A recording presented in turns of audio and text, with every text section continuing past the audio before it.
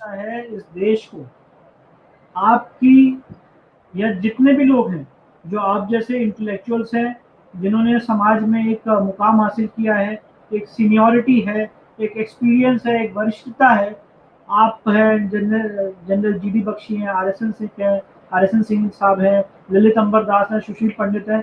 इन सबके नेतृत्व में, इन सबकी छत्र छाया में वक्फ एक्ट के लिए एक डेलीगेशन आप लोगों को लेके जाना चाहिए और इसको केंद्र सरकार को सौंपना चाहिए कि आप ये आपने बिल्कुल सही बात कही, ये कानूनी लड़ाई कोर्ट से हल नहीं हो सकती। मैंने तो सिर्फ आवाज उठाई। मेरा आवाज उठाने का पर्पज ये है, जो भगत सिंह ने आवाज उठाई थी कोर्ट में जाके, मेरा सिर्फ वही पर्पज है कि आज मैं आवाज उठा रहा हूँ। मुझे पता नहीं मैं कोर्ट में जीतूंगा कि हारूंगा, मेरी बात सुनी जाएगी इस सेक्युलर संविधान में कि नहीं सुनी जाएगी, पर कम से कम इस देश की चुनी हुई सरकार तो इस बात को सुने। और मेरी बात बहुत शॉर्ट सी कहता हूँ कि आप वक्फ एक्ट 1923 ले आइए। जो वक्फ एक्ट उनके इंटरसी मैनेजमेंट के लिए था वो रहे, उसमें मुझे कोई दिक्कत नहीं। पर जहां पे आप वक्फ एक्ट बाकी समाज के लोगों पे लागू कर रहे हैं और उनको स्पेशल प्रिविलेजेस दे रहे हैं, मेरा उससे विरोध है। आप वक्फ के मुतवल्ली को, जो वक्फ डीड में जिसका नाम है, उसका पब्लिक सर्वेंट का दर्जा दे रहे। मेरे महंत, मेरे पुजारी को पब्लिक सर्वेंट का दर्जा नहीं दे रहे। मतलब अगर कोई मेरे महंत को, पुजारी को एक कुछ हाथ लगा दे तो उसके ऊपर कोई कार्रवाई नहीं होगी, और कोई मुतवल्ली पे या जिसका वक्फ डीड में नाम है वो सब पब्लिक सर्वेंट है सेक्शन 101 के तहत। तो ये कौन सा कानून है? मतलब वो पब्लिक सर्वेंट है। तो ये अगर कोई वक्फ एक्ट एनालाइज कर ले और कोई भी कोर्ट इसको निष्पक्ष रूप से जांच कर ले, आज के संवैधानिक परिप्रेक्ष्य में इसको जांच कर ले, एग्जामिन कर ले, तो एक ही कंक्लूजन निकलेगा कि ये एक्ट अनकॉन्स्टिट्यूशनल है और ये हिंदुओं को सेकंड ग्रेड का सिटीजन बना रहा है। आपने यहाँ पे बात रखी sir places of worship act 1991 की। अब मैंने तो उसका कंपैरेटिव एनालिसिस किया और मैं चाहता हूं आपके दर्शक भी करें। प्लेसेस ऑफ वर्शिप एक्ट 1991 और वक्फ एक्ट को जरा मिला लीजिए, आपको क्लियरली आप इस निष्कर्ष पे पहुंचेंगे कि इस देश में हिंदू सेकंड ग्रेड सिटीजन है। क्योंकि आपने प्लेसेस ऑफ वर्शिप एक्ट में सेक्शन 4 में ये प्रोविजन कर दिया कि अगर कोई भी संपत्ति इतिहास में तोड़ी गई है, कुछ भी हुआ है, तो जो 15 अगस्त 1947 को स्थिति है वो वैसे ही रहेगी। आप उसके लिए अगर कोर्ट में भी गए हुए हैं तो वो मुकदमा खत्म हो जाएगा, वो आगे नहीं बढ़ सकता, वो अपील खत्म हो जाएगी।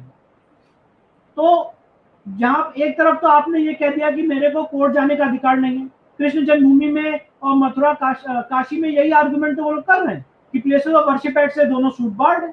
अब वो तो हमने उसको कॉन्स्टिट्यूशनल वैलिडिटी भी सुप्रीम कोर्ट में चैलेंज कर रखी है और हमारे सप्लीमेंट्री आर्गुमेंट्स भी हैं, इसलिए हमारा केस जिंदा है।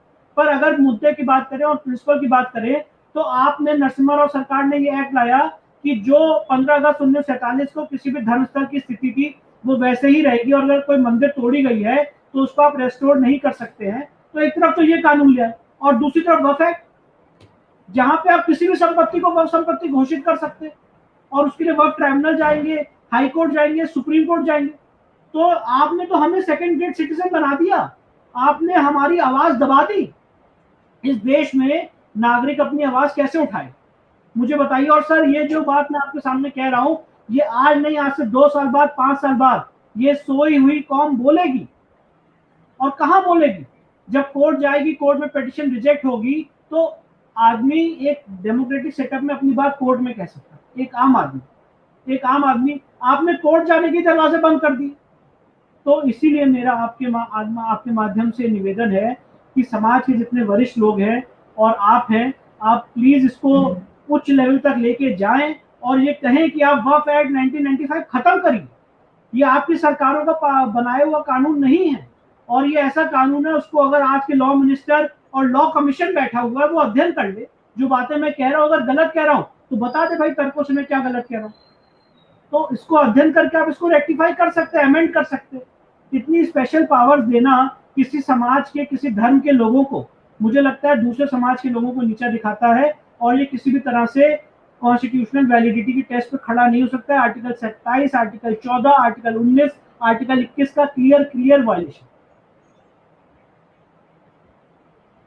करेक्ट। नहीं, आपका ये सजेशन जो है वो मैं बात करूंगा आपसे, आज बात करने के बाद शाम में बात करूंगा मैं कि क्या इसके ऊपर हो सकता है कि देखिए सरकारें जब आती हैं तो ब्यूरोक्रेट उनको क्या बताते हैं, बहुत ज्यादा पॉलिटिशियन भी जो होते हैं उसमें तो, अगर मैं इस सरकार में कहूँ तो मैं ऊपर के 2 लोगों के अलावा बाकी लोगों को वही मानता हूँ जो ना कुछ बोलना चाहते हैं ना कुछ करना चाहते हैं, जो सिर्फ सत्ता का मजा लेना चाहते हैं।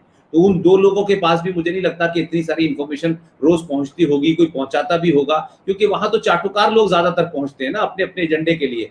तो आप इसके ऊपर कोई एक हमको वो मेमोरेंडम बनाएं और उसमें बुलेट पॉइंट लिखें और हम जरूर जाएं। और हमारा देखिए, हमारा जो मेन मकसद है विष्णु भाई, और आपके माध्यम से जो हजारों लाखों लोग हमको ईमेल भी करते हैं, देखिए हम कोई सामाजिक संगठन या राजनीतिक संगठन नहीं चला रहे, और ना हम लोगों की हैसियत है, हम लोग बहुत साधारण परिवारों के लोग हैं, अपनी जिंदगी बहुत जो एक आम आदमी जीता है उतनी जी रहे हैं। हाँ, हमारी सारी कोशिश दिन रात ये रहती है कि कुछ ऐसे मुद्दे जिसकी पे चर्चा कभी नहीं हुई या चर्चा करने से राजनीतिक लोग या कुछ स्वार्थी हिंदू संगठन इससे डरते हैं या वो नहीं करना चाहते क्योंकि उनको भी अच्छा लग रहा है, तो बहुत सारे हजारों हिंदू संगठन बने हुए हैं, लेकिन ये मुद्दे कभी नहीं उठाते, जिससे इस राष्ट्र का जो जो भूमि है वही अगर आपके हाथ से चली जाएगी तो आप फिर क्या हवाई जहाज में हो, छत पे रहोगे कि आसमान में रहोगे।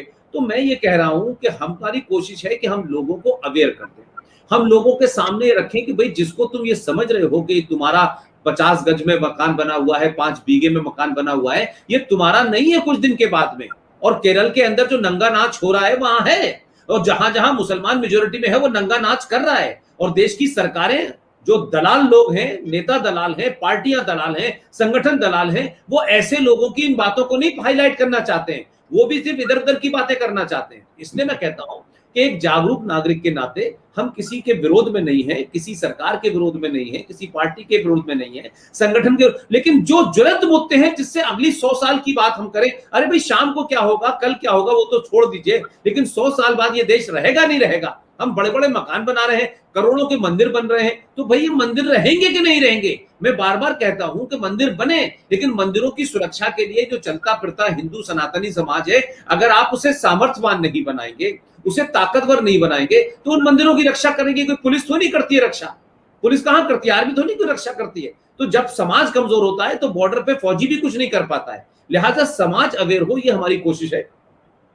विष्णु भाई, आपने आज मुझे लगता है कि मैं तो खैर आपसे बातचीत करता रहता हूं, इसलिए मुझे कुछ चीजें पता रहती हैं और मैं बराबर कहता भी हूं, और मुझे तो आप जानते हैं कि मैं तो किसी चीज को कैसे सोसाइटी में रखनी है, मैं इस वजह से शायद उसमें ज्यादा आसानी हो जाती है मेरे, लेकिन मेरे लिए भी इसमें बहुत सारी चीजें थी, मैं इसको रखूंगा और आज कोशिश करूंगा कि जितने भी विदेश में जो हमारे लोग हैं, 400-500 लोग हैं, उसमें यूएस में भी हैं, उसमें इंग्लैंड में भी हैं, ऑस्ट्रेलिया में भी हैं, उन लोगों से कहूंगा कि भाई आप ये सोचे कि ये जो आपने हिंदुस्तान में सोचा हुआ है कि यहाँ फार्म हाउस आपने ले रखा है और वहां पे 2 आदमी केयर टेकर रह रहे हैं, या आपका नहीं रहने वाला। जब भीड़ तंत्र वहां आएगा तो कोई नहीं पूछेगा आपसे, फिर आप वहां से मुकदमा लड़ते रहिए, फिर वापस नहीं आएंगे। तो ये लोगों को थोड़ा सच्चाई से वाकिफ कराना पड़ेगा।